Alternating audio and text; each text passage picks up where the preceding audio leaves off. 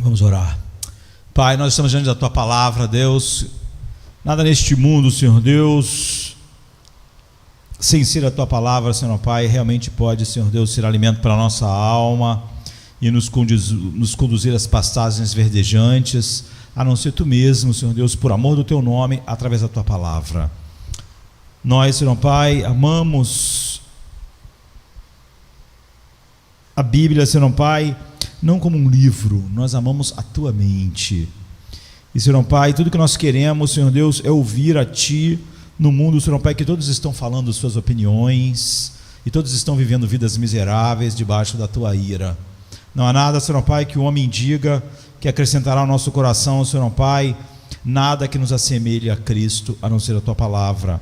Que nenhum de nós vá buscar consolo, paz e descanso em nada que os seres humanos, Senhor Pai, a cultura ou a sabedoria humana pode dizer, porque ela tem fracassado, Senhor Pai, durante todos esses milênios e milênios, e só, Senhor Pai, a dureza do coração do homem natural pode realmente acreditar que um ser humano finalmente achará algo, Senhor Pai, que matará a fome, sede, ó Deus, da alma humana. Tudo que os seres humanos fazem não passam de cisternas rotas que não podem reter a água.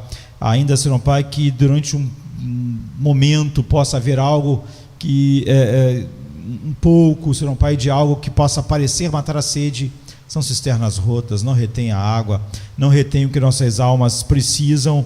Que cada um aqui, Senhor Pai, já tenha desistido da sabedoria humana e, Senhor Pai, decidido, Senhor Pai, viver, ouvir e proclamar apenas a Tua palavra. É o que nós te pedimos em nome de Jesus. Amém. Nós estamos hoje retornando aqui ao livro de Jó. Nós ficamos bastante tempo nos 2 primeiros capítulos e hoje vamos entrar no capítulo 3. É um livro muito grande e a gente, depois de tanto tempo, ainda está aqui bem no início, não é? Eu quero lembrar algumas coisas para nós avançarmos para o capítulo 3. Em Jó 1 diz assim: havia na terra de Uz um homem cujo nome era Jó, íntegro e reto, que temia Deus e se abstinha do mal. Nós estamos chegando numa parte do livro de Jó que começam os discursos. Os amigos de Jó, Deus, e vai haver uma sucessão de discursos. E para você obter o máximo disso tudo, dessa grande sessão de discursos, até que Deus finalmente fale, já no fim do livro, indo para o encerramento, né, com a experiência tremenda de transformação que Jó experimenta nesse processo, nós queremos fazer um pequeno resumo. A história escrita nos mostra como estamos nas mãos de Deus, a história do livro de Jó, que Ele é quem ordena as nossas vidas e dispõe delas como quiser. Que a nossa responsabilidade é nos submetermos a Ele com toda humildade e obediência, não importa o que Deus determine acontecer nas nossas vidas. Que Deus sempre é justo e que pertencemos a Ele na vida e na morte. Nos dias claros e escuros ou no dia do maior horror, nós temos a mesma obrigação de glorificá-lo, de honrar o seu nome. E nós aprendemos que quando lhe agrada levantar a mão contra nós, embora nós não saibamos por que Deus está fazendo o que Ele está fazendo, nós devemos continuar a glorificá-lo, reconhecendo que Deus é justo sempre no que faz. Não importa o que aconteça conosco amanhã, Deus estará sendo justo e bom, e sempre imparcial, para nunca murmurarmos contra Deus em situação nenhuma, mesmo nas situações mais extremas, como é a história de Jó. E nunca pensar que podemos abrir um processo contra Deus. Sabe quando você acha que alguém está fazendo algo errado? Uma empresa, uma pessoa, e você vai querer processar? Então, nunca abra um processo contra ele, pois a gente sabe que sempre nós vamos ser derrotados nessa empreitada, se o fizermos. Então esse é um breve relato do que devemos lembrar dessa história. a saber que Deus tem tal ascendência sobre a nossa vida, sobre as suas criaturas, que Deus realmente pode dispor delas como Ele quiser. É por isso que Jesus disse para Pedro que ele ia morrer, e que se ele quisesse que João não morresse, e daí? Porque na verdade Ele pode dispor das suas criaturas, eu e você, como Ele quiser. E quando Ele mostra qualquer rigor que nos pareça estranho na superfície, qualquer rigor na nossa vida, aflitivo, vamos, no entanto, nos calar e jamais criticar. Como disse Spurgeon, Jesus chorou, mas jamais murmurou. Jesus era um homem de dores, mas jamais reclamou.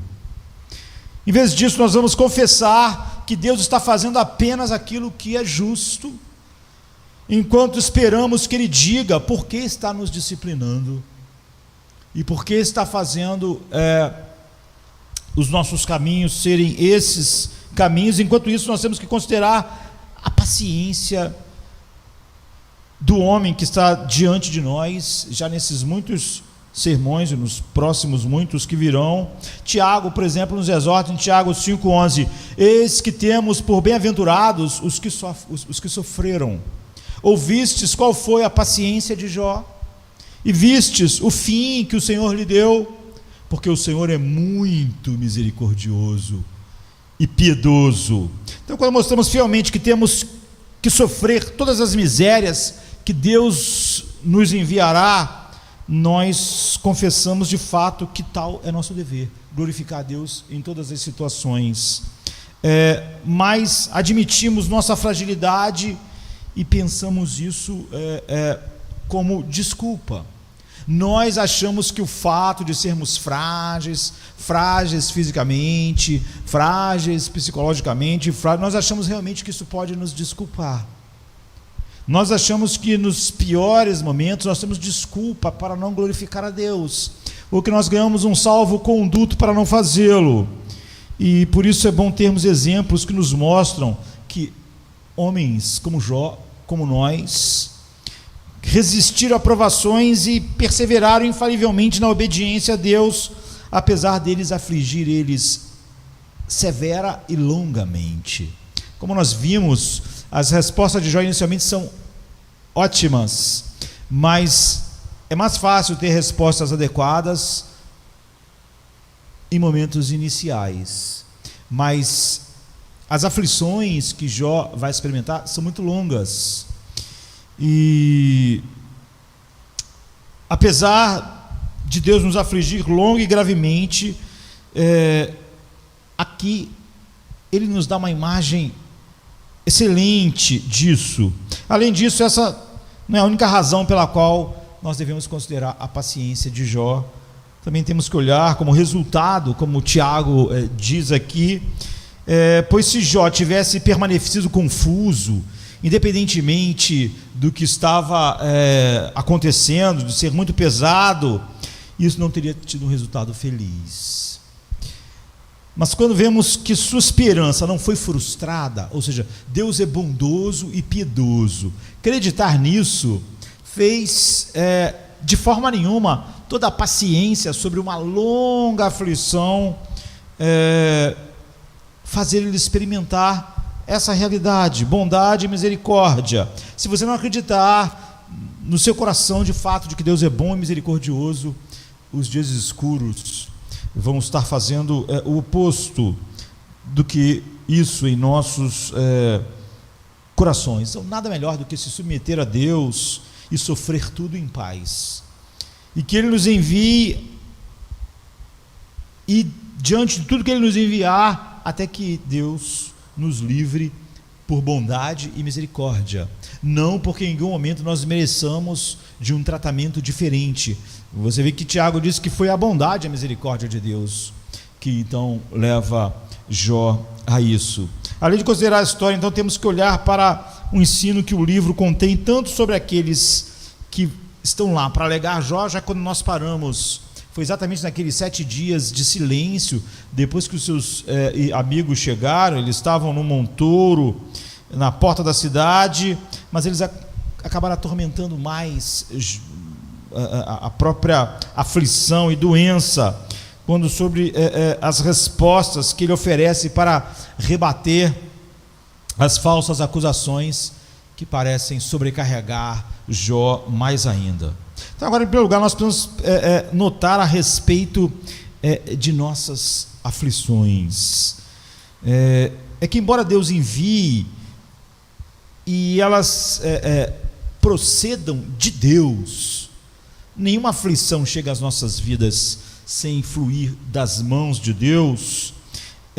Você vê que o diabo é uma causa próxima e o diabo instiga, como Paulo também nos informa, que guerramos contra poderes espirituais, como está em Efésios 6,12. Guerrear contra poderes espirituais, muitas pessoas falam assim: nossa luta não é contra a carne, é contra os poderes espirituais.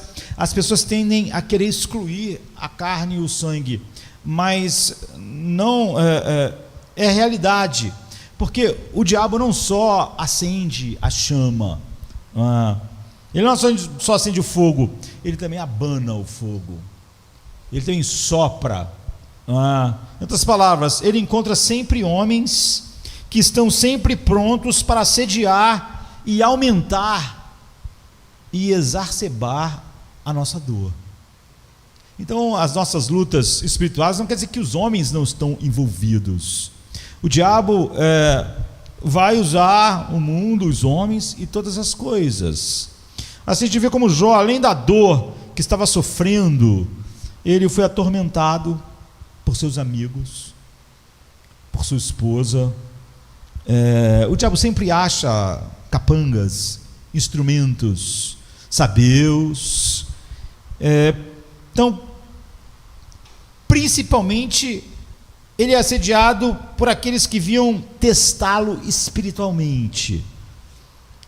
O que nós chamamos de teste espiritual não são apenas quando somos abatidos e afligidos em nossos corpos, ou por pessoas que o diabo usa, mas também quando o diabo vem e nos faz imaginar que Deus, que não adianta apelarmos a Deus, já que Deus, onde está Deus?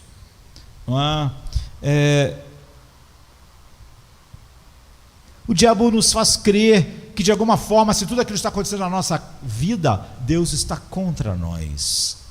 E essa é a intenção de todos os comentários que os amigos de Jó oferecem, de que de alguma forma Deus era contra Jó, e era porque Deus era contra Jó que aquelas coisas estavam acontecendo. Eles queriam persuadi-lo de que ele estava sendo condenado por Deus e enganando a si mesmo, de esperar em Deus, de confiar em Deus e de ver Deus, como Tiago descreveu, como bom, misericordioso, e que Deus o trataria favoravelmente, e de que o amor de Deus estava sobre ele naquele instante. Então, essas batalhas espirituais são muito mais difíceis de suportar do que todos os males do corpo, todas as adversidades que nós possamos sofrer quando somos perseguidos, quando o nosso corpo é atingido. O fato é que Satanás, quando libertado por Deus, ou seja, quando é consentido por Deus, ele traz consigo muitos capangas externos que nos atacarão com tipos de ataques que Jó suportou, e um deles é exatamente interno, dizendo para nós mesmos que Deus não pode estar a nosso favor quando todas as coisas são uma tragédia em nossa vida. E isso é o que Jesus ouvia: se você é filho de Deus, se Deus está contigo, então por que Ele não te livra do que você está sofrendo? No entanto, nós temos também que observar que durante toda essa disputa, Jó sustentou uma boa causa, e os amigos de Jó sustentaram uma causa má. Então, Jó sustentou uma boa causa, os amigos de Jó sustentaram uma causa má. Agora tem mais: quando entendemos que Jó, sustentando uma boa causa, argumentou mal quase que o tempo todo. Ou seja, você ter uma boa causa não quer dizer que você argumente bem, e isso deve nos ensinar algo supremamente importante para a nossa vida. Os outros, os amigos de Jó, estão sustentando uma causa má, mas eles estão argumentando bem. temos uma chave aqui para abrir o livro inteiro para nós. Se nós não entendermos isso, que Jó, ele sustentava uma coisa boa, mas argumenta mal, e se não entendermos que os amigos de Jó sustentam uma causa má, mas argumentam muito bem, nós não vamos poder ser abençoados por esse livro. Então, de que maneira... deixa eu pegar aqui o telefone para marcar meu tempo aqui.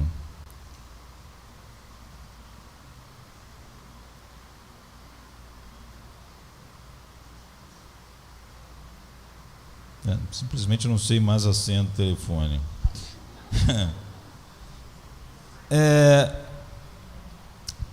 Como Jó sustenta uma boa causa? Ele sabe que Deus nem sempre aflige os homens na proporção dos seus pecados. Obrigado, João. Mas que ele tem seus julgamentos secretos. Ou seja, Jó sabe que muitas das vezes Deus está trazendo uma disciplina adequada a determinadas coisas, mas nem sempre é assim. Nessa vida, homens que parecem estar vivendo igual Asaf dizia, não tendo nenhum tipo de problema, eles estão juntando para si uma quantidade enorme de ira. E o oposto também acontece. Então, quando as pessoas olharam para Cristo na cruz, as pessoas pensavam que Jesus estava recebendo a proporção dos pecados dele, quando na verdade ele estava carregando os nossos. E Jó sabia de que na vida não há uma correlação entre sempre, né, o que está acontecendo na vida de alguém e os seus pecados. Deus nem sempre aflige o homem na proporção dos seus pecados, e devemos esperar até que ele revele porque ele faz uma coisa ou não outra. Devemos sempre esperar com paciência para saber por que Deus está permitindo ou decretou que determinadas coisas horríveis entrassem na vida daquela pessoa e não daquela outra. Portanto, ele está persuadido de que Deus nem sempre aflige os homens na proporção dos seus pecados, e que aquilo que está acontecendo com ele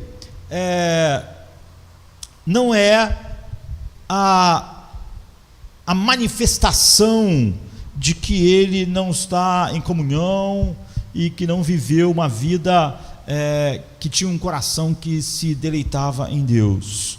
E ele tem um testemunho interior de que não foi rejeitado por Deus, como os amigos dele tentavam convencer de que foi rejeitado por Deus, e de que todas aquelas desgraças só podiam significar que Deus estava castigando ele na proporção que a não comunhão dele com Deus merecia. Essa é uma boa causa, correta, mas ela é totalmente mal argumentada por Jó no livro. Pois Jó se torna veementemente e faz declarações excessivas na defesa dessa causa certa, e ele é moderado, e em muitas ocasiões ele mostra um vazamento de esperança. Ele fica tão inflamado que parece que ele quer resistir a Deus. Essa então é uma boa causa mal conduzida. Você vai aproveitar todos os discursos aqui, se você perceber isso. Jó tem uma boa causa mal conduzida. Agora, aqueles que sustentam a má causa, que são os amigos de Jó, ou seja, de que Deus sempre pune os homens na proporção dos seus pecados, e que por isso Jó estava sofrendo aquilo, devia olhar por que aquelas desgraças estavam acontecendo, porque certamente aquilo era na proporção dos pecados de Jó. Eles são meio como os discípulos que perguntaram: quem pecou quando viram um homem cego, ele ou seus pais, para que ele nascesse cego? Você pode pensar assim, tem uma pergunta estranha: como é que ele pecou se ele nasceu cego de nascença? Como é que isso podia ser fruto do pecado dele? O que eles estão dizendo é o seguinte: ou foi os pecados dele os pais dele que pecaram no passado para ele nascer cego, ou Deus olhou para o futuro e viu pecados que fez ele nascer cego. É isso. Os amigos de Jó têm essa tese, mas eles usam frases bonitas, e eu diria mais do que bonitas, santificadas, e não há nada em suas observações que você deva desprezar, como se o Espírito Santo as tivesse declarado mesmo, pois eles as declarações que eles fazem são verdade pura, a base para a verdade, e eles lidam adequadamente com a providência de Deus, sua justiça, o pecado dos homens. Quando eles estão falando sobre o pecado dos homens, sobre a providência de Deus, sobre a justiça de Deus, sobre os nossos pecados, eles não estão argumentando mal, eles estão falando corretamente sobre a justiça de Deus, sobre o pecado dos homens, sobre a providência de Deus. Tal constitui um ensino que nós devemos receber sem debate. O que eles vão falar sobre o pecado é verdade, o que eles vão falar sobre a providência de Deus é verdade, pois esses homens estão tentando fazer algo que torna, apesar de argumentarem bem, essa causa má, porque a intenção deles é má, pois esses homens estão tentando desesperar Jó e arrasá-lo completamente. Isso nos mostra que quando nós temos um bom alicerce, nós devemos ter cuidado. Jó tinha um bom alicerce, mas ele não vai construir bem sobre esse alicerce. Nós devemos ter cuidado. Você tem uma boa base doutrinária? Então, construa bem. O primeiro ensino que você vai ver aqui, sem o qual você não consegue entender o livro de Jó. Construa bem, não basta ter um bom alicerce. Se você edificar mal sobre um bom alicerce, você terá muitos problemas. Como diz Paulo, isso se encaixa, que o construtor edifique bem, na medida em que edifica a igreja com base no ensino pleno de Cristo. Assim ele deve ter conformidade, para que os que vierem depois dele não façam um alicerce, em cima desse alicerce coloquem o quê? Feno, madeira, palha. Não vai adiantar você ter um bom alicerce, se você edificar sobre esse alicerce com materiais indignos, palha, madeira, feno. O alicerce não vai ser suficiente para sustentar essas coisas, elas vão ser varridas, como Paulo diz em 1 Coríntios 3, 10 a 12. Portanto, ao longo das nossas vidas, nós devemos ter cuidado ao fazer isso. Você pode pensar, eu conheço as doutrinas certas, eu tenho ouvido as coisas certas, estudado as coisas certas, esse é um bom alicerce. Jó tinha uma boa causa, mas ele não vai edificar bem sobre ela. Se formos fundados em um entendimento bom e reto, nós devemos, cada um de nós, estar em guarda para não vacilar e tropeçar na hora de edificarmos sobre esse alicerce, pois nada é mais fácil para nós do que perverter a boa causa e justa para nos conformarmos com o nosso vício. Você pode ter uma boa causa e perverter ela, algo que experimentamos facilmente a cada passo, se nós estivermos atentos. Deus vai nos favorecer com uma causa boa e justa, mas seremos tão perseguidos por nossos inimigos, acossados, que não seremos capazes, se não estivermos atentos, de permanecer dentro dos nossos limites. Ter a boa causa nos impõe o dever de edificar corretamente sobre ela, ou simplesmente seguir os mandamentos de Deus sem implementá-los de uma forma ou de outra, que é o que pode acontecer. Estão vendo que assim nos deixamos levar facilmente. Muitas pessoas têm uma boa causa, olha para a internet, as pessoas debatem sobre a graça, e as pessoas começam a fazer argumentos, elas têm uma boa causa, o nome de Deus, a soberania de Deus, a graça de Deus, mas elas fazem isso sem graça nenhuma. É difícil ver pessoas defendendo as doutrinas da graça com graça na internet, o que é esquisito, porque você não defende a graça sem graça no coração. As pessoas se tornam amargas, azedas, debochadas. Ela tem uma boa causa, ela está defendendo algo que é certo, mas no caminho ela se perde completamente, ela começa a fazer o que Paulo falou, começar a botar feno, lixo sobre essa boa causa. É estranho defender a graça sem nenhuma graça no coração, com rispidez, com arrogância, com orgulho. Tudo acaba numa grande confusão, porque eu só queria ganhar um debate. Isso é por orgulho. Você vê, a boa causa está se perdendo no que eu estou edificando sobre ela, e o problema com isso é o quê? Orgulho, arrogância. Não adianta uma boa causa se você edificar sobre ela com coisas indignas. Então, se nós temos uma boa causa, nós devemos continuar atentos, que Deus nos guie pelo Espírito Santo com toda a simplicidade, para que a gente não ultrapasse os limites que Ele estabeleceu na sua palavra. Nós combatemos essa guerra com as armas de Deus, como Deus determinou. Ao mesmo tempo, nós somos advertidos a não aplicar a verdade de Deus a fins ruins, porque nós profanamos a verdade se o fizermos, como fizeram os visitantes de Jó. Eles estão numa situação assim, eles têm argumentos corretos, mas eles estão aplicando na causa errada. Mesmo que eles falem o tipo certo de linguagem sagrada, como já dissemos, como veremos claramente que eles vão fazer, eles são, no entanto, um sacrilégio para a verdade, pois eles corrompem a verdade de Deus e usam ela de forma errada. Eles aplicam o que é bom e justo em si por fins malignos. Eles aplicam o que é justo por fins egoístas, por fins que não condizem com as verdades que eles estão dizendo.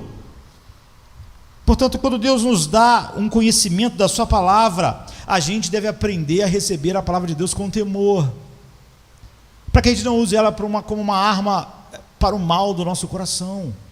Muitas pessoas estão prontas a levantar várias doutrinas para falar sobre a igreja e como a igreja precisa ser transformada, só porque ela é um fruto da nossa cultura individualista, e ela quer viver uma vida individualista, e essa vida não existe no Evangelho. Ela pode levantar bons argumentos contra o quanto a igreja não é aquilo que a igreja devia ser, mas ela tem uma casa má, ela quer viver uma vida para ela mesma, ela não quer fazer parte do corpo de Cristo, ela quer ser livre para fazer o que ela quiser, quando ela quiser, a hora que ela tiver vontade, e ela só está usando a palavra de Deus, mesmo quando cita verdades que atingem a realidade da igreja, mas a causa dela é egoísta, má e orgulhosa. Que a gente não obscureça o bom, nem desculpe o mal, como muitas pessoas fazem, e quanto mais perspicaz você for, mais fácil você pode usar a palavra de Deus dessa maneira diabólica. E os mais eruditos vão abandonar as restrições e a vontade para fins enganosos e falaciosos. Ele nunca olha para o seu próprio coração, ele está usando a palavra de Deus como uma espada contra a própria verdade de Deus, e fazem mau uso do conhecimento que Deus deu a eles, e pervertem tudo de tal modo que todos ficarão confusos. O que ele está produzindo não é crescimento, não é entendimento, não é comunhão com Deus. O que ele quer usar é deixar todo mundo com uma visão nublada de Deus, para que a sua vida, que não condiz com a verdade de Deus, pareça melhor do que ela é.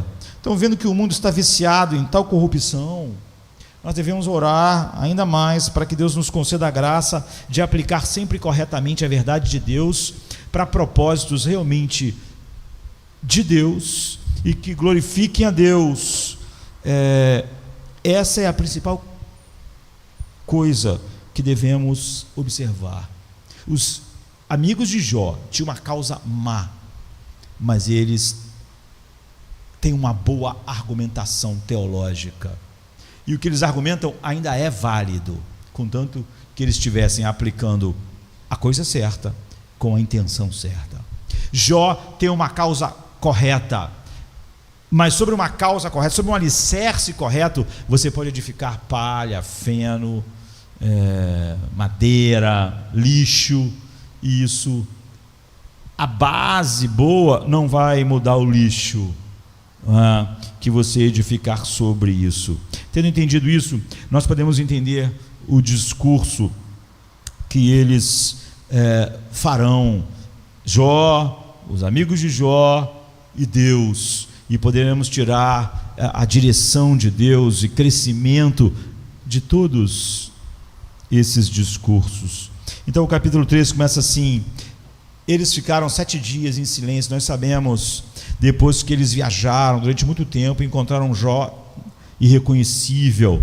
Eu lembro que, acho que até o último sermão, o homem mais isolado, sozinho do mundo. Eles ficaram lá, os 7 dias de quietude, de silêncio absoluto. Não era mais do que um luto. Eles não tinham conexão, não tinham nada para dizer. parece que Jó estava sozinho, e depois daqueles 7 dias, quem quebra o silêncio é Jó, e ele diz assim: depois disso abriu Jó a sua boca e amaldiçoou o dia do seu nascimento, e Jó falou e disse: pereça o dia em que eu nasci, e a noite em que se disse, foi concebido um homem. Converta-se aquele dia em trevas, e Deus lá em cima não tenha cuidado dele, nem resplandeça sobre ele a luz. Contamine-no as trevas e a sombra da morte. Habitem sobre ele nuvens e escuridão no dia do dia o espante. Quando aquela noite dela se apodere a escuridão, e não se regozije ela entre os dias do ano, e não entre no número dos meses. Que solitária seja aquela noite, e nela não entre voz de júbilo. Amaldiçoem-na aqueles que amaldiçoam o dia, que estão prontos sempre para suscitar o seu pranto. Escureçam-se as estrelas do seu crepúsculo, que espere a luz, e a luz nunca venha. E não veja as pálpebras da alva, porque não fechou as portas do ventre, nem escondeu dos meus olhos a canseira. O que você está ouvindo aqui é um grande poema. Esse ainda não é o início dos discursos que vão começar no capítulo 4.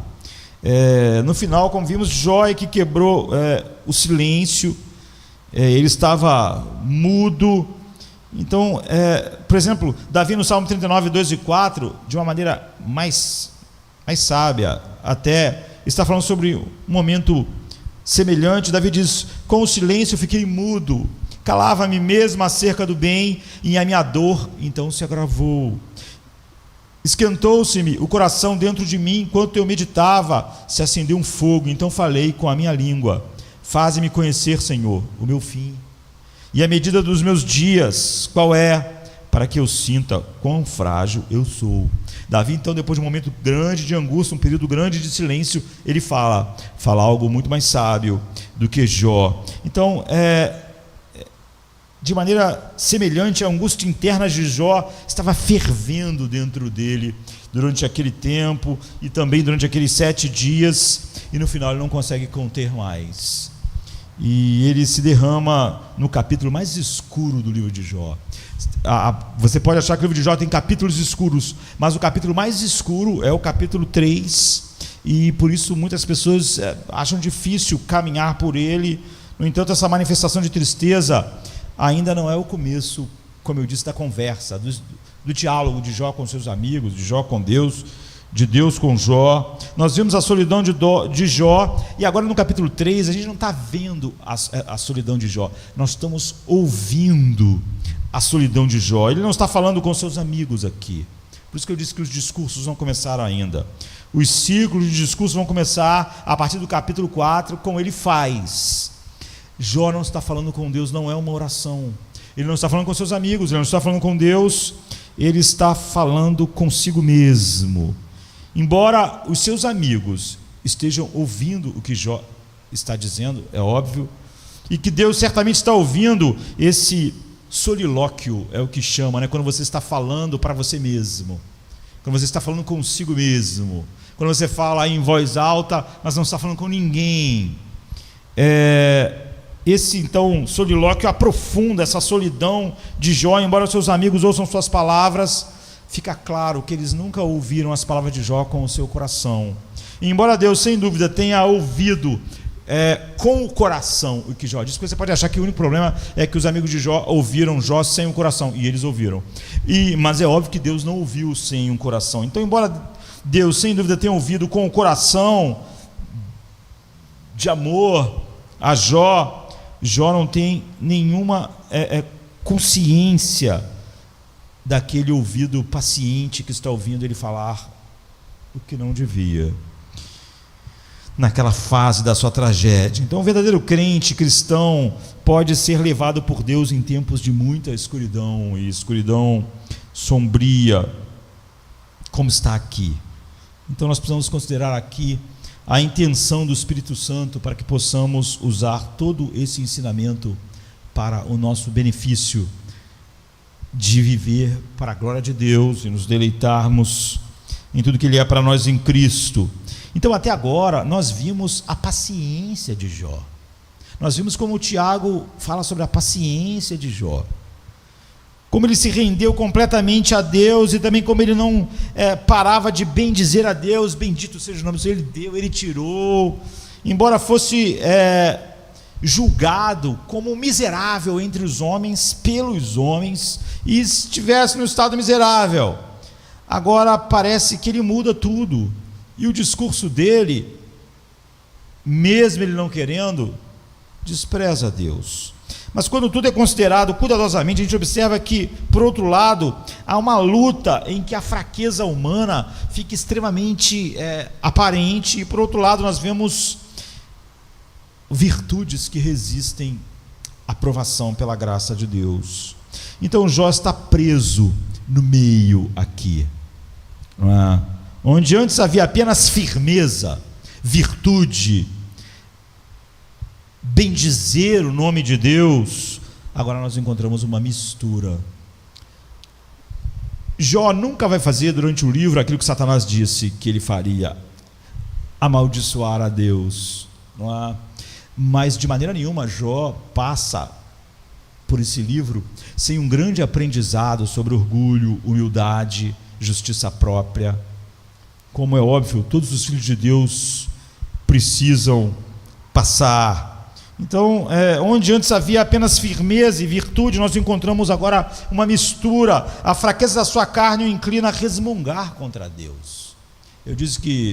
Spurgeon disse que Jesus chorou, mas nunca resmungou, nunca murmurou. Então, não é verdade isso sobre Jó. Mas ele não pretende se levantar contra Deus, se colocar numa posição contrária à de Deus, como inimigo de Deus. No entanto, ele profere palavras infelizes que procedem de um sentimento pecaminoso que você não pode racionalizar. Ou seja, é óbvio que durante esse longo processo, Jó é um homem que peca. Ele nunca vai para aqueles lugares onde Satanás disse que ele iria. Portanto, a primeira coisa que devemos observar sobre o status de Jó é que ele já não é tão firme agora como no início. Como eu disse, é mais fácil ser firme nos passos iniciais de uma grande provação, uma grande tragédia, uma grande perda, uma morte. Mas isso não vai embora, queridos. Quem nós amamos que morreu continuará morto. O que nós somos chamados para fazer não é reagirmos bem inicialmente. Jó irá crescer. Jó, nesse processo todo, se tornará um homem que conhecerá, desfrutará e se deleitará em Deus muito mais do que antes, apesar dele fazer isso antes. Então a luta é vista como uma pessoa frágil que não consegue lidar com suas provações como ele gostaria. Jó está enfrentando o fato de que ele não está lidando com todas as coisas como ele mesmo gostaria, e que não se submete a Deus com toda a disposição serena que ele gostaria, e como é exigido que nós façamos. Quando nós pensamos em Jesus como um cordeiro mudo, manso e humilde, ele vai continuar assim, e vai continuar assim nos momentos mais escuros. Nós temos aqui um conselho muito útil. Em primeiro lugar, vemos que os homens só podem fazer o que é concedido a eles pelo alto. Portanto, vamos aprender a não nos orgulhar dos nossos dons, das nossas habilidades, como vemos a maioria das pessoas enganando a si mesmas. Eles pensam que com o seu suposto livre-arbítrio, podem mover montanhas e fazer maravilhas, mas o homem não pode nada. Não devemos nos enganar com tais fantasias, mas vamos saber que, por sermos sustentados por Deus, seremos capazes de permanecer firmes, como Jó permanecerá ao longo da linha. Mas assim que Deus tirar a mão, seremos abatidos e humilhados. Portanto, não há nada de que os homens possam se orgulhar. Jó não podia se orgulhar de ser um homem muito paciente. a mão de Deus opera as graças que nos sustentam. Mas assim que Deus retira um pouco a mão, nós vemos a realidade sobre nós, como nós somos sozinhos, em nós mesmos. Então, não há nada do que os homens possam se orgulhar, mas eles devem depender completamente de Deus e se apressar a Deus, se quiserem permanecer fortalecidos, como Paulo disse, fortes no dia mau. Você precisa tomar toda a armadura de Deus, se fortalecer, para resistir o dia mau. Você nunca pode pensar que realmente o dia mau, que como você é uma pessoa que tem crescido em paciência, em mansidão, em força, que isso é suficiente. Se você quiser manifestar quem Cristo é em todas as situações, e quanto mais aguda é a situação, mais você tem o dever de fazê-lo. Mesmo assim, a gente vê a mudança que repentinamente ocorreu em Jó, pois ele não parece ter uma nova ocasião para desabafar seu rancor dessa maneira e amaldiçoar o dia do seu nascimento, mas ele faz isso depois de toda aquele paciência durante aqueles meses, e depois de 7 dias em silêncio, paciente. Ele parece ser um homem muito diferente agora, mas com um movimento de pulso, toda essa reputação pode desaparecer, a menos que Deus continue a nos ajudar. É por isso que Jó, no final de toda essa jornada, vai dizer: eu me abomino no pó e na cinza. Apesar dele nunca ter perdido Deus como seu Deus, como seu dom precioso, ele estava muito longe, quando começou, do homem que ele vai terminar. É por isso que ele vai dizer: me abomino no pó e na cinza. Eu boto a minha mão na boca, eu falei coisas que eu não entendia. E é por isso que o homem é comparado a uma sombra. Quando a Bíblia nos compara a uma sombra, não é simplesmente porque nossas vidas são frágeis, passageiras. A vida do homem é como uma sombra. Não é simplesmente porque a gente vive 60, 70 anos, se viver e logo passa. Isso também é verdade. Mas nós somos comparados a uma sombra, não porque somos frágeis e passageiros, mas porque não somos firmes em nós mesmos. Não somos confiáveis. Mudamos nossa afeição, vivemos muitas das vezes em trancos e barrancos, como as pessoas costumam dizer, e parece que temos a coragem de um leão, só para imediatamente mostrar a maior fraqueza, sem razão ou compreensão. Quando a Bíblia diz que não há sombra de variação em Deus, está falando exatamente sobre o oposto do que quando diz que nós somos como a sombra. Em Deus, a Bíblia diz: não há mudança, nem sombra de variação. Ou seja, estamos tão longe de ter a coragem de lutar contra as tentações, que nem mesmo estaremos dispostos a ouvir alguém nos advertir em determinados momentos. Há variações em nós, características de uma sombra que não fica lá, não fica inerte. Quando a Bíblia diz que Deus não tem nenhuma sombra, é porque não tem nenhuma variação. Deus não odeia mais o pecado hoje do que ontem. Não está mais irado com o pecado hoje do que ontem, nem vai estar mais amanhã, e nem é mais amor, paz, gozo do que ele era ontem. Portanto, nós temos nota dessa mudança que ocorre repentinamente nos homens, mesmo naqueles que nós podemos achar os melhores. E você então deve estar em guarda contra isso. Você deve invocar a Deus pela manhã, e você deve fazer o mesmo durante o dia inteiro. E, em outras palavras, nós vamos sempre manter nossas mentes em Deus, sem nos afastar dele de forma alguma, e assim então nós devemos sempre estar, aquilo que Jesus diz, vigilantes. Não é difícil para nós, é o que o texto está nos ensinando, ser como Pedro, muito corajoso agora, e ser um covarde daqui a pouco. E a receita para isso é essa consciência, e então fazer o que Jesus falou: vigiem o tempo todo, orem o tempo todo, em vocês mesmos.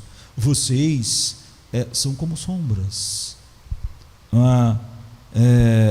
Você deve perseverar em oração, em dependência de Deus. Você não deve confiar de que você é paciente, de que você é forte, de que você é alguma coisa. Assim que Deus tira a mão, você descobre isso.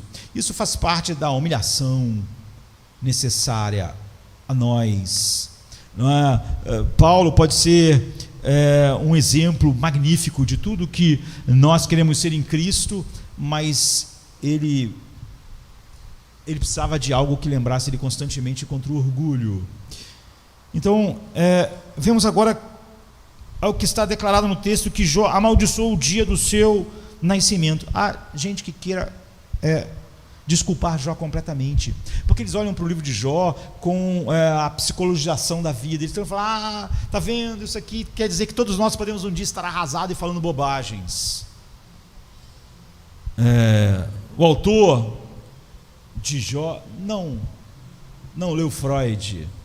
Na verdade, um inspirador dessa história nunca nasceu nem teve início.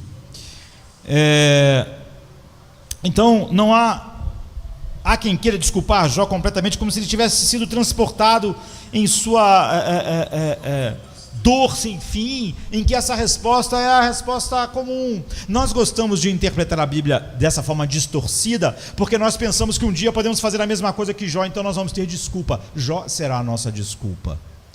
Não é para isso que isso está aqui.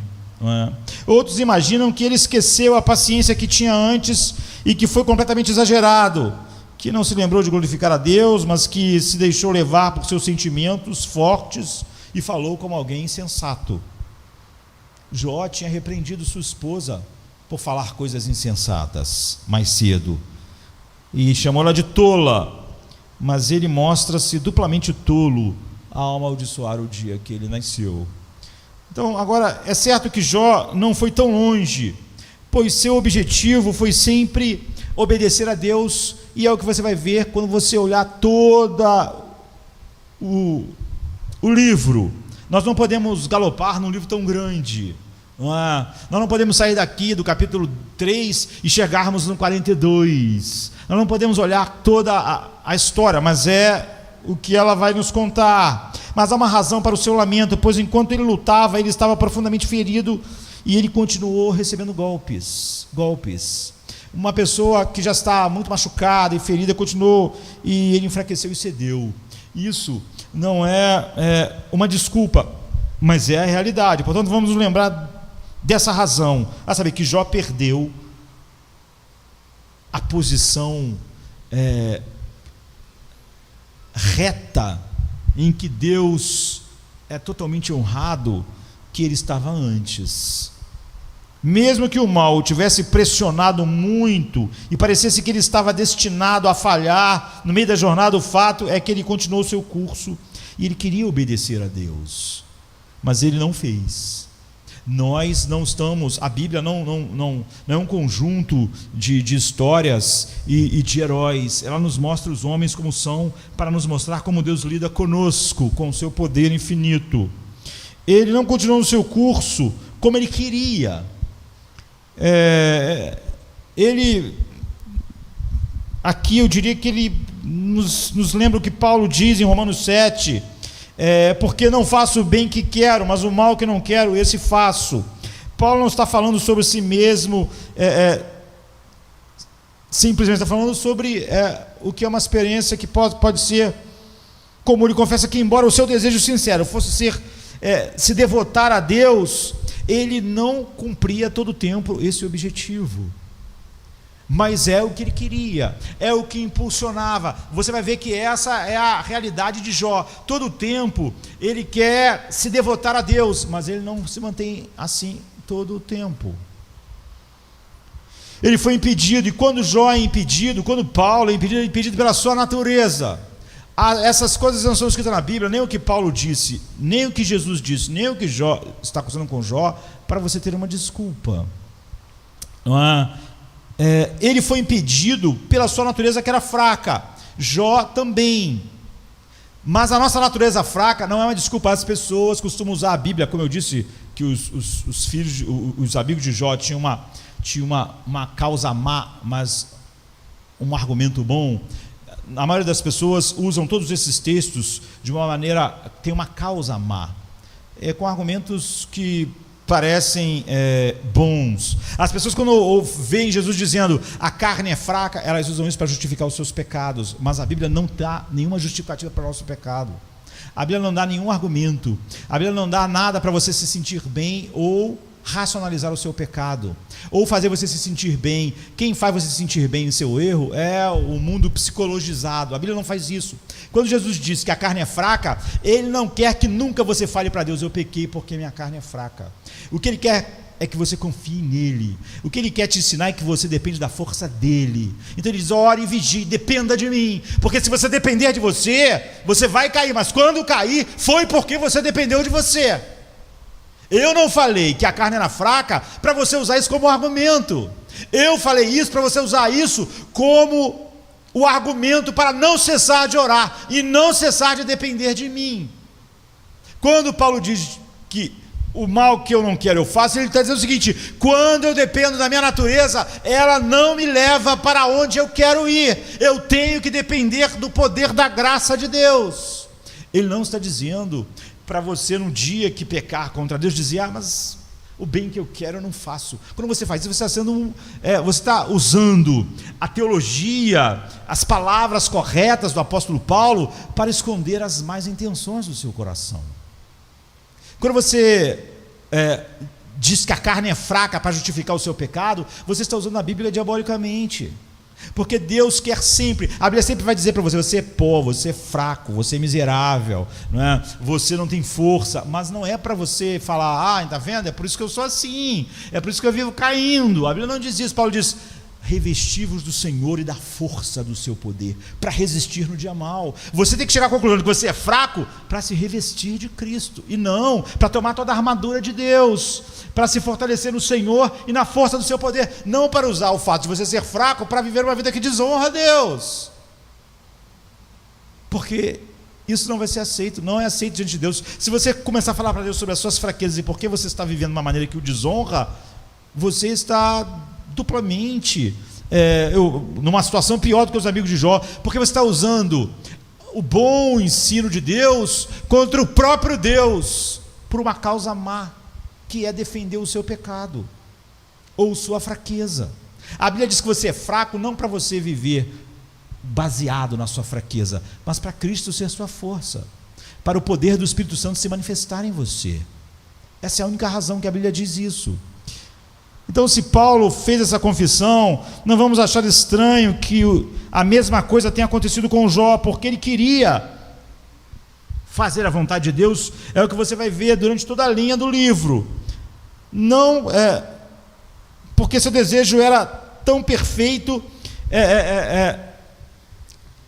durante toda a linha do tempo, é que ele começou a vacilar e falhar. E não adianta a gente tentar usar o que vai acontecer com Jó em muitos momentos aqui como justificativa, porque o livro foi escrito exatamente para nos mostrar. Se todos nós tivermos que passar pela mesma história do Jó, então a Bíblia é inútil para nós.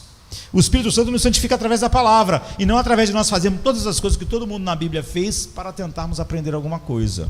Isso é querer pecar, como Paulo diz: façamos o mal para que nos venha o bem. Então, na verdade, vemos que o que aconteceu com o nosso pai Jacó, quando Deus quis mostrar que os fiéis, ao lutarem contra as tentações, receberão golpes severos, e Jó está recebendo, e as marcas desses golpes vão ficar para sempre, como está em Gênesis 32, 24.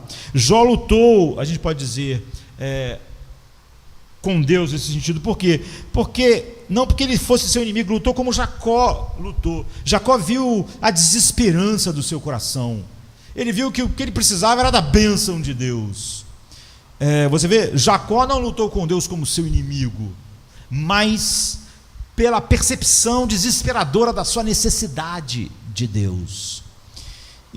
Mas porque o Senhor, que prova ser o Deus de Jacó, deseja testar seus filhos dessa forma, como a gente viu no primeiro capítulo, é dito que Jacó, o patriarca, né, luta com o anjo de Deus, e é claro que Deus deseja colocar à prova e prepará-lo para resistir às batalhas que virão. Ele então dá a ele um nome que fala que ele é poderoso com Deus, mas a sua vitória é tal que ele permanece intacto? Não, ele de modo nenhum. Sua coxa é machucada e, como consequência, ele é coxo e aleijado para o resto da vida. A vitória dele, a vitória é de Jacó, mas ele é humilhado. É assim que os fiéis resistem às tentações, ou seja, são fracos em algum aspecto para que Deus os humilhe por toda a vida. Deus está dizendo para Paulo: se eu deixar você por si mesmo, você vai ser orgulhoso, você vai mancar, Paulo, eu vou deixar um espinho aí. Isso faz parte da bondade de Deus, humilhando algo ali. Você vê, quem vence é Paulo, porque ele está triunfando sobre o orgulho, mas ele triunfa mancando pelo espinho, como Jacó. Ou seja, isso é como Deus humilha, para que a gente sempre perceba as nossas fraquezas e estejamos gemendo por causa delas, ou seja, estejamos fazendo aquilo que Jesus disse que Pedro devia ter feito. Certamente aquele foi um espinho que Pedro carregou para o resto da vida.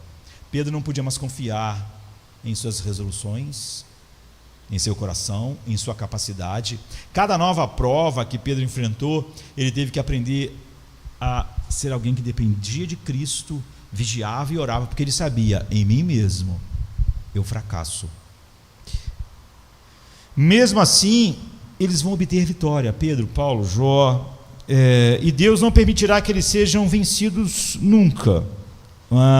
Nunca a desesperança ou nenhuma dessas coisas venceu alguém que foi habitado pelo Espírito Santo. Isso é um papo, de hoje, de pessoas que querem ficar bem com uma sociedade psicologizada. Não existe na Bíblia alguém em que a paz de Deus não foi suficiente, alguém em que a paz de Deus não triunfou. Isso não existe na Bíblia. Isso só existe na mente das pessoas hoje que estão ecoando nossa cultura. Portanto, os filhos de Deus devem se consolar com isso, pois quando Deus nos enviar aflições, eles serão capazes de sentir tais tristezas interiores em seus corações profundas, e Deus vai nos mostrar muitas coisas em nossos corações que não devia estar lá. Jó vai aprender e você vai fazer coisas que não deveria fazer, e dirá coisas que você perceberá serem indesculpáveis. Pedro nunca vai usar o fato de ele ser fraco como uma justificativa plausível para ele ter negado a Jesus. Ele conseguiu enxergar a corrupção do seu coração, não como uma defesa, mas como uma realidade humilhante. Deus continuará a viver neles para sustentá-los, tanto que eles sentirão que ainda tem cada vez mais esse senso de dependência, embora suas pernas falhem, como para sempre as pernas de Jacó falharam, o coração dele ainda vai permanecer firme. Essa é a realidade dos verdadeiros filhos de Deus. Isso é o que devemos observar nessa passagem. Este nunca é o fim dos filhos de Deus. Esse capítulo é escuro. Eu já ouvi pessoas usando esse capítulo para justificar, em vez de o contrário, a escuridão dos seus próprios corações.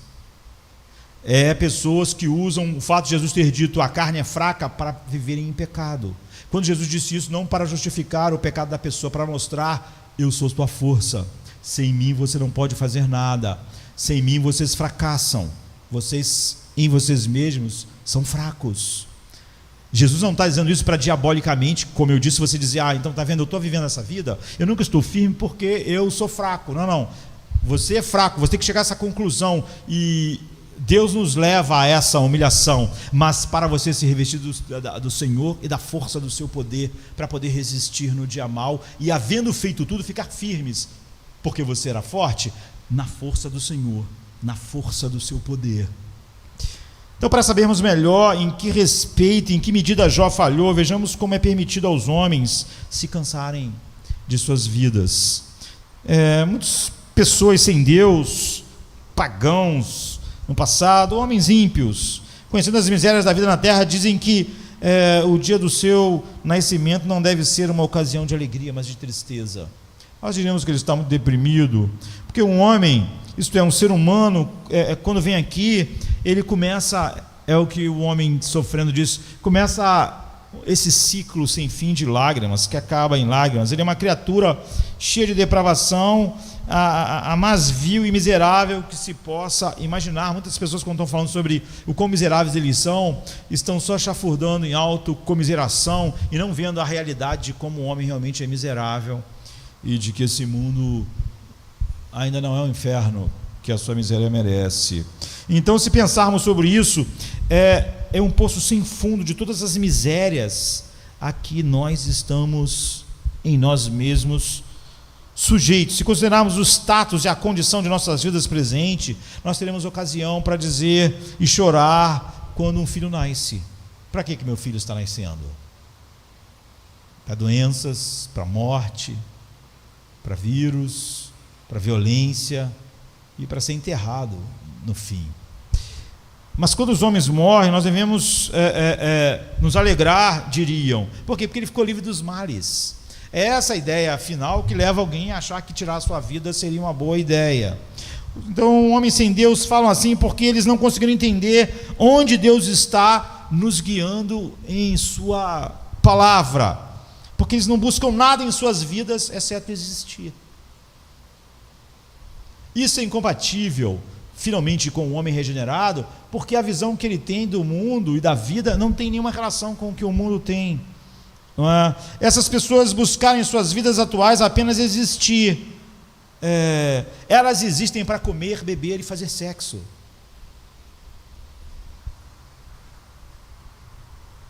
Para serem honrados e para serem estimados. Para investirem numa carreira individual. É para isso que o homem natural vive e existe. Mas nós, filhos de Deus, temos a revelação de Deus que nos mostra que Deus, ao nos colocar aqui, imprime em nós a sua imagem. E que essa história não é a nossa história, nós não estamos aqui só para existir. Nós não medimos a vida por quanto comemos, bebemos, fazemos sexo e ganhamos dinheiro ou somos estimados. Jesus não ganhou dinheiro, não foi estimado, não casou, não teve filhos. Temos que reconhecer a nobreza e o valor que Ele nos deu além de todas as suas criaturas. Se tivéssemos apenas isso, que Deus nos forma a sua imagem e nos dá uma mente em que mais do que em qualquer lugar da criação é em nós que a glória dele devia brilhar como o ápice, não é? Que o sol, por mais glorioso que seja, não pode mostrar a glória de Deus como um ser como nós. Além disso, quando tivermos algo para comer e beber no mundo, temos evidência do cuidado de Deus para conosco, e se não achássemos que a vida é sobre nós, então nós não jamais acharemos que o dom da vida, de alguma maneira, é desprezível. Isso não acontece por acaso, mas porque Deus ordenou. Todas as coisas em nossas vidas que compõem e que fazem nossas vidas existirem foram ordenadas por Deus, porque Ele quer mostrar algo de um valor infinitamente maior do que nós mesmos. E essas são as coisas que ajudam a nos sustentar aqui embaixo e provar o amor paternal de Deus para conosco. Não devemos valorizar tal bênção. Na verdade, podemos exaltá-lo como ele merece ser exaltado, mesmo que vivêssemos da maneira adequada por 60, 70 anos. Mas tem mais, Deus quer nos dar práticas na esperança pela vida celestial, da qual Ele nos dá um sabor. Você vê o Espírito Santo em nós, que produz as afeições de gozo, alegria indizível, não é? A Bíblia diz que Ele é só um penhor. Ou seja, é só uma garantia. Essas alegrias são só a garantia de uma alegria infinita e perfeita. Essa paz é só um gosto de uma paz tão grande, de um descanso, de tão maior do que tudo que esse mundo tem. Ele está nos chamando para isso, querendo que nos deleitemos ao desfrutar dele e o honremos, para que saibamos que somos seus, que fomos recebidos em sua casa e em sua família. Então, quando consideramos todas essas coisas, não temos um bom motivo para magnificar a graça que ele nos mostrou quando nos criou, quando nos colocou nessa vida. No entanto, é verdade que há boas razões para gemer e chorar aqui, porque enquanto estivermos aqui, estaremos num vale de lágrimas, em contato com misérias externas e internas. O que isso significa? Significa que devemos considerar a origem de tudo e o fim de tudo. Se vivermos só para existir, não poderemos lidar com todas essas coisas. Os pagãos sabiam apenas que a condição humana era miserável. Eles não sabiam por que a vida existe. Eles não podiam falar nada como o porquê dele, por ele, para ele são todas as coisas. Não tinha nenhum propósito. Então, se eu só existo, então eu quero desfrutar dinheiro, comida, sexo, e se isso não estiver bom, então a vida acabou. Para que mais serve a vida? Qual é o seu propósito? Eles não tinham. Mas devemos considerar porque Deus nos sujeitou a tantos males. Essa é a terceira coisa. É por causa do pecado. Então, devemos chegar à primeira criação, quando Deus criou o mundo e concedeu generosamente uma fonte de liberalidade sem fim, de coisas boas, mas nós fomos privados desse mundo bom pela nossa própria maldade. Pois Deus teve que nos cortar dos dons que havia fornecido, porque esses dons maravilhosos não produziram no coração a gratidão que manifesta a glória dessa bondade infinita de Deus. Consequentemente, quando dizemos que todos os males da vida presente são frutos do nosso pecado, nós devíamos lamentar o pecado muito mais do que os males. E quando nós estamos tão chocados com os males e não com o pecado, só mostra o quanto os males ainda não foram tudo o que devia ser perto da maldade dos nossos corações. Quando alguém realmente é regenerado e vê cada dor no mundo apenas como uma consequência pequena, porque é óbvio que isso não é o julgamento final de Deus sobre o pecado, ele vai cada vez mais, quando vê a dor e a miséria no mundo, ver quão grande é o pecado, e isso é que vai pressionar mais o seu coração do que a própria dor, não é? E nós vamos chegar à conclusão de que a condição desse mundo não é tão miserável como ela devia ser, e que as nossas aflições não são tão grandes como deviam ser. Ou isso é verdade, ou tudo que a gente fala sobre a graça de Deus não passa de conversa fiada. Se nós passamos o tempo dizendo que nós merecemos o inferno e temos a vida que temos, então nós só podemos imaginar que temos um mundo muito melhor do que nós merecemos, e os homens vão um dia receber o que merecem, ou o homem que os representou na cruz, ou eles mesmos. Mas porque somos tão devotados aos nossos vícios e nossa rebelião contra Deus, parece que conspiramos por desprezá-lo, e por mais que haja miséria à nossa volta, mostrando para nós o quão terrível é o pecado, a gente continua achando só as misérias ruins e não o pecado. Isso só mostra o grau de distanciamento. Esse é o lamento de Paulo em Romanos 7, 24. Miserável homem que sou, quem me livrará do corpo dessa morte? Ele não está falando de doença, ele não está falando das dores, das aflições, ele não está falando miserável no sentido quando alguém está muito sofrendo, muitas perdas pessoais, perdas sentimentais, e diz, eu sou miserável. Mas você vê, não é isso que Paulo está dizendo. A miséria que Paulo está alimentando é o pecado, e não as consequências do pecado. Nós estamos junto com Paulo dizendo, miserável homem que sou, quando eu vejo quão terrível é o pecado, como o pecado merece toda a fúria de Deus. Agora, quando eu me acho miserável só por causa da dor desse mundo, Eu não posso usar o verso de Paulo, porque Paulo não está usando o verso dessa forma. Quando ele diz, quem me livrará do corpo dessa morte, ele está dizendo, essa morte, esse corpo que ainda peca, que ainda desonra a Deus, ou seja, a carne, não é o corpo em si. Então essa é a verdadeira tristeza que os cristãos devem experimentar mais profundamente, no ano de 2021, por exemplo, que a gente sofra mais pelo pecado do que pelas nossas aflições, mas essa é a realidade. Quando não é, só mostra como nós nos distanciamos da realidade, e todos os nossos choros de miséria não passam de autocomiseração. Então, homem miserável que sou, diz Paulo, você acha que ele está impaciente aqui, se levantando contra Deus? É o contrário. Você vê, você pode chorar suas misérias de uma maneira que Deus está sendo honrado. Ele está dizendo, que miserável homem que sou, como eu não honro Deus em tudo. Você vê, ao se chamar de miserável, ele não está lamentando, não está murmurando. Paulo não está murmurando, não está reclamando com Deus. Ele está reclamando e se humilhando, pensando, como eu não honro Deus como ele devia. Que miséria, quão miserável eu sou, porque tudo em mim não magnifica Deus como devia.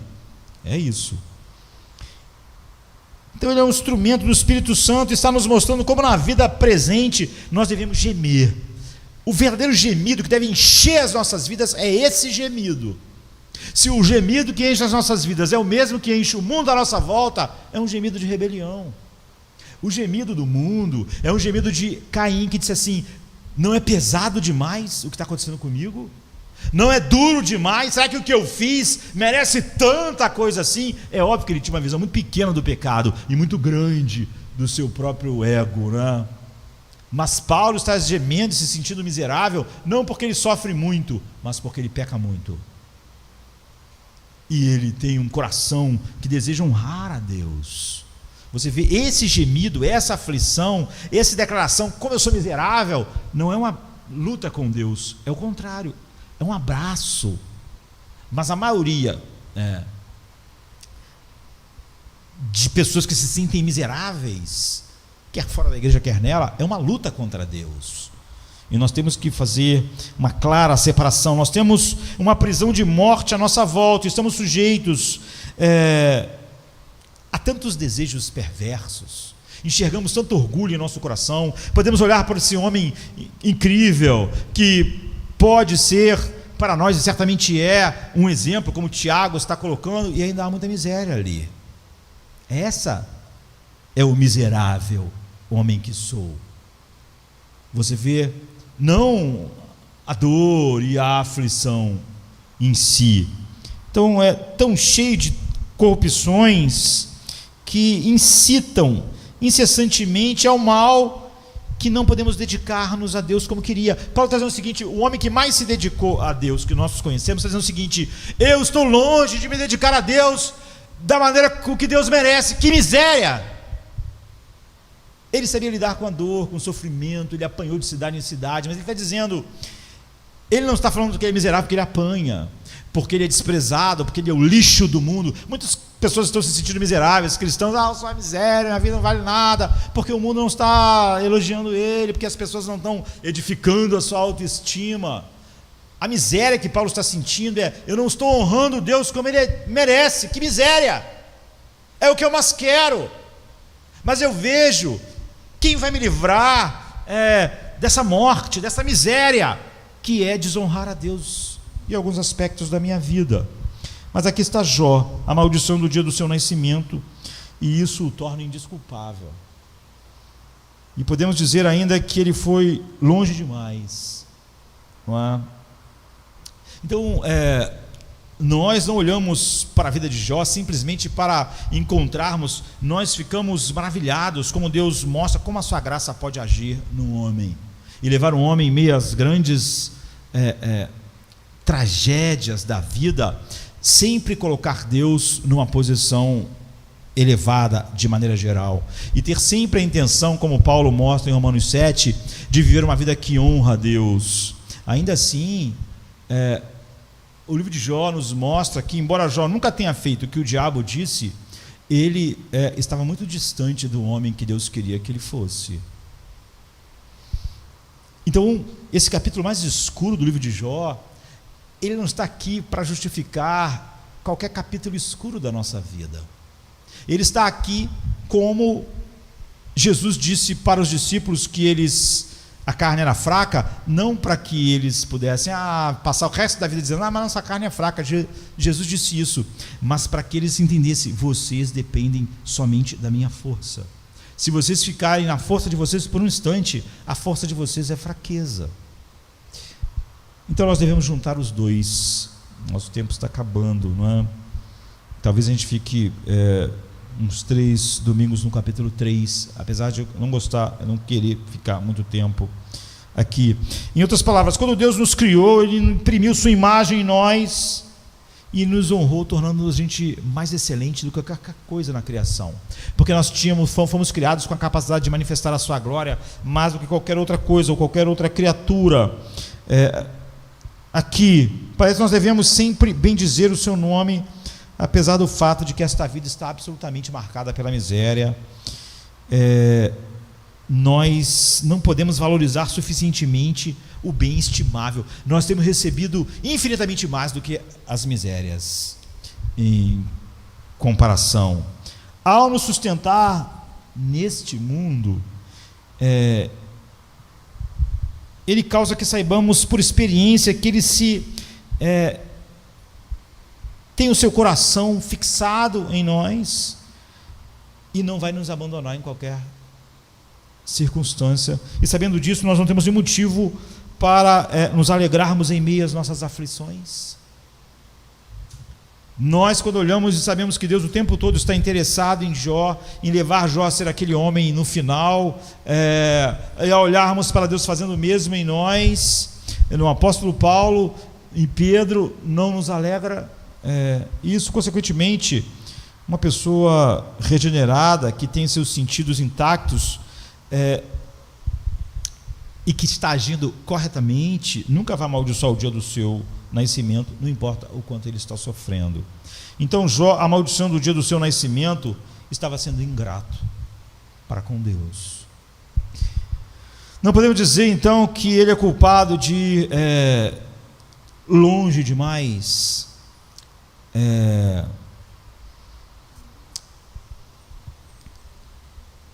o que esse texto quer nos mostrar é o nível de dependência que nós temos de Deus.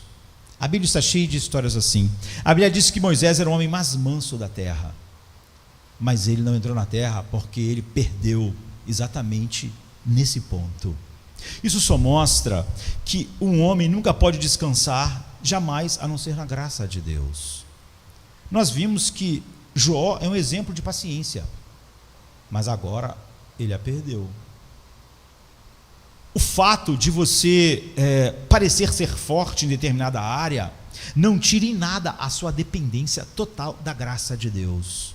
Você normalmente falhará naquele ponto sem a graça de Deus. Então o homem mais manso da terra perdeu completamente a paciência, agiu sem mansidão e Deus disse: você não vai entrar na terra. O homem mais manso. E aqui o homem mais paciente que nós podíamos conhecer, a sua paciência falhou. Então, além disso, nós observamos que os filhos de Deus também poderão bem dizer, fazer o oposto, bem dizer o dia do seu nascimento, ou seja, sem considerar suas falhas e deficiências que os induzem a lamentar, como Paulo e como Jó vai fazer mais à frente, mas considerando a bênção que foi Deus ter nos colocado no mundo, tendo nos escolhido na eternidade. E é verdade que nós enxergamos um propósito da vida que não está centrado em nós. Nós não só existimos, não medimos a vida e a achamos miserável ou não mediante o que comemos, o que bebemos, o sexo e dinheiro. Quando os homens hoje, quando eles comemoram seus aniversários, eles normalmente eles cometem excessos e desonram mais a Deus.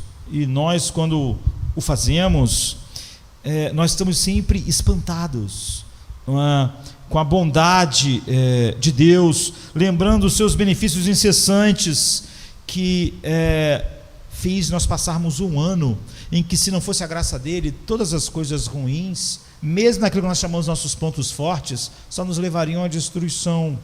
Um ano passou e Deus me trouxe até aqui. Aí está a nossa alegria.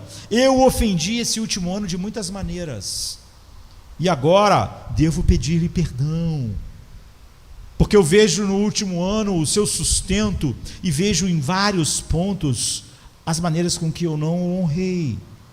Mas especialmente Ele me concedeu grande graça. Ele sempre me garantiu a esperança de salvação, porque proporcionou tudo o que era necessário e me livrou de tantos perigos. O diabo, nós vimos como o diabo não só, quando Deus permite, acende o fogo, mas sabe soprar a chama, trazer pessoas, enfim. Portanto, eu tenho que me lembrar disso, e agora que entrei em mais um ano, é apropriado que eu me prepare para o serviço de Deus. Como eu teria me perdido 1000 vezes no último ano, se Deus não me sustentasse. Não é? Então, é assim que nós nos aproximamos, quando vamos completar um ano, vendo essas bondades e misericórdias. Nós olhamos para o mundo abusando das suas bênçãos. Elas não levam eles mais para próximo de Deus, para uma consciência maior da sua miséria e da bondade de Deus. É muito fácil a gente ir por esse mesmo caminho, e nós só podemos bem dizer o dia do nosso nascimento, porque Deus nos colocou neste mundo, e Deus não pode dever isso a ninguém. Ele nos colocou aqui não como um gado ou como um cão, mas como criaturas racionais que podiam desfrutar dele como nenhuma outra criatura pode, não é? Nenhum homem merece ser homem. Quando você olha para um cão, não pense que você merecia ser um homem e não um cão. Ninguém pode merecer antes de existir o que vai ser. Então, o que nós temos feito? Quando você olha para um cão, você deve pensar: eu recebi um dom imenso de ser um homem. Como eu posso exaltar a Deus por isso? O homem mais miserável neste mundo recebeu um dom imenso em relação ao cachorro mais feliz. Ele deve pensar: como eu devo honrar a Deus então, por ter recebido tão mais do que esse cão, já que eu não posso ter feito nada para merecer ser um homem não um cão ou um rato. Além disso, por termos sido levados a Cristo, e porque Deus, além de nos criar, nos acrescentou a vantagem de ter a marca da aliança em nós, nos acolheu em sua igreja. Jó estava sozinho no mundo pagão, mas não é o que nós estamos hoje. Ainda assim, ele não tinha nenhuma desculpa. Jó era um cristão sozinho no mundo, não é? Nós temos que bem dizer duplamente. Consequentemente, aqueles que por raiva, por causa dos males e aflições que suportam, sequer ficam amargos sobre a vida, estão fazendo algo completamente oposto ao que Deus Imagine eu, se eu achar, não há como eu achar que a minha vida deve ser encerrada porque eu não estou feliz, dizendo que eu realmente acreditei que Jesus é a minha vida e que tudo é por Ele e para Ele. É óbvio que eu fiz tudo sobre mim mesmo. É óbvio que o Espírito Santo não fez o que Ele faz nos corações regenerados. É óbvio que nunca um filho de Deus, por mais escuro que seja o seu dia, como Jó, não há de chegar ao ponto em que ele vai dizer: os meus olhos te veem, foi tudo maravilhoso, esse processo me humilhou, mostrou coisas no meu coração que eu precisava ver, e agora eu te desfruto muito mais. Isso é o que aconteceu com Jó. Esse capítulo mais escuro, e nós vamos ter que ficar nele mais tempo,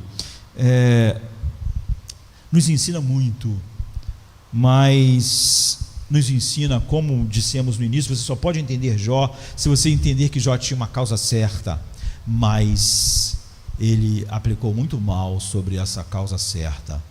E seus amigos tinham uma causa má, mas eles desenvolveram bem as suas ideias, eles tinham uma intenção mal, a raiz e a fonte, os propósitos deles não eram bons, tudo que eles fizeram acabou sendo mal, mas eles tinham uma argumentação correta. Nós devemos não ser nenhuma coisa nem outra, não é? Nenhuma delas aponta para o que nós devemos ser verdadeiramente. Então nós devemos orar sem cessar, para que Deus nos contenha. O que Deus vai mostrar, o que nós vamos ver semana que vem, é que nenhuma das nossas emoções, a de felicidade imensa ou a de tristeza imensa, vão nos levar para Deus, a não ser que o Espírito Santo esteja nos controlando. Elas sempre vão nos levar para longe de Deus. E não há nenhuma teologia que justifique você se afastar de Deus por causa de alguma da tristeza ou da alegria. Mas saiba, sem a graça, a alegria vai te afastar de Deus. A alegria natural e a tristeza também. Portanto, nós precisamos da contenção do Espírito, direção do Espírito, e é por isso que Jesus nos chamou a estar naquela posição em que nós estamos seguros, porque estamos seguros na força dele. E nunca podemos usar o momento escuro de Jó ou o momento escuro de Pedro como uma justificativa, ou as advertências bíblicas, a carne é fraca, ou Jó capítulo 3, para justificar o fato de nós reagirmos de uma maneira oposta àquilo que a palavra de Deus nos conduz e o seu Espírito. Então devemos orar sem cessar. Essa é a razão que Jesus deu. Em vocês mesmos, a maior alegria vai levar vocês para longe de Deus. Em vocês mesmos, a maior tristeza vai levar vocês para longe de Deus. E que Ele não nos permite, só Ele pode fazer isso, em que nem no momento nem no outro nós não sejamos firmes, nem no dia mau, nem no dia da grande alegria. E ainda assim, Ele sempre impede os seus filhos, Pedro, Jó e Paulo, de caírem finalmente. Ele nos restaura e nos ensina a recuperar o bom senso, para que possamos exercer o autodomínio, para que nós cheguemos sempre ao lugar onde a gente diga: põe a mão na minha boca, não falarei mais nada. Os meus sentimentos, sem estarem controlados pelo teu Espírito, nunca me levam para ti. Eu nunca vou, meu coração está sentindo isso. Isso não é fonte de direção para a minha vida. Nem no dia bom, nem no dia mau. Então o capítulo mais escuro de Jó vai ter profundos ensinamentos, mas só, tanto quando você olhar para os discursos dos amigos de Jó, como para Jó, se você perceber que eles tinham uma causa má, e eles tinham uma boa argumentação, e Jó tinha uma causa boa, mas muitas vezes vai ter uma péssima argumentação, e nós podemos estar em um ponto ou no outro, e não vamos estar honrando a Deus.